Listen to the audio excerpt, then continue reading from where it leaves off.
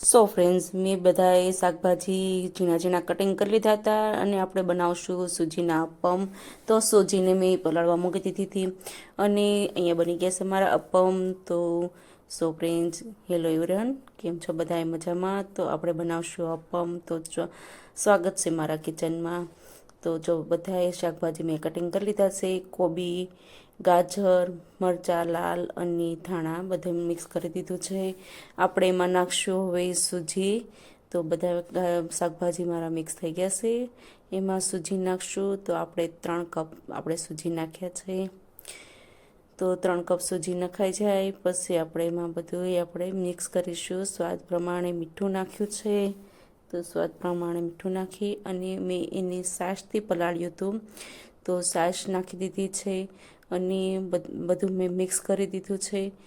તો આપણે બધું સારી રીતે મિક્સ કરી અને પછી હલાવશું અને પછી ઘડીક આપણે 10 મિનિટ રેસ્ટ થવા મૂકી દઈશું. ત્યાં અપમ આપણે મેકર તૈયાર કરી લઈએ. તો અહીંયા બધું મિક્સ થઈ ગયું છે અને બધો ટેસ્ટ પ્રમાણે બધો મસાલો પણ નખાઈ ગયો છે. તો આપણે પછી મૂકીશું એને અપમ મેકરમાં આપણે તૈયાર થવા મૂકીશું. તો અહીંયા બધું તૈયાર થઈ ગયું છે. મેં અપમ મેકર પણ ગરમ થવા મૂકી દીધું છે. એને આપણે ઓઇલથી ગ્રીસ કરી લઈએ અને ચમચીના મદદથી આપણે થોડું થોડું નાખીને આકાર આપતા જઈએ. બધાએ આપણે મોલ્ડમાં થોડું આપણે એક ચમચીથી મદદથી આપણે મોલ્ડમાં બધું ભરી લઈએ અને પછી ઢાંકી દઈશું.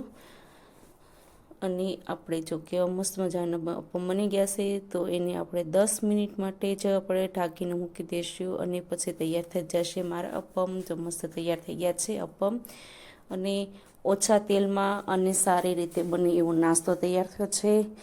તમે સવારના નાસ્તામાં અથવા સાંજના ડિનરમાં પણ લઈ શકો છો અને તમને ડાયટ કરતા હોય તો પણ ચાલે એવી રેસીપી છે આ. કેમકે તેલમાં ઓછું અને સૂજી અને બધા શાકભાજી આવે છે. શાકભાજી વધારે આવે છે, સૂજી ઓછી આવે છે, એટલે ડાયટમાં પણ ચાલે એવું છે આ.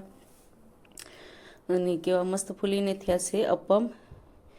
તો ઘડીક વાર રહેવા દેશું આપણે અપમને અને પછી આપણે લઈ લેશું. તો તમે મારા વિડીયોમાં નવા હોય તો સબસ્ક્રાઈબ કરજો, કમેન્ટ કરજો.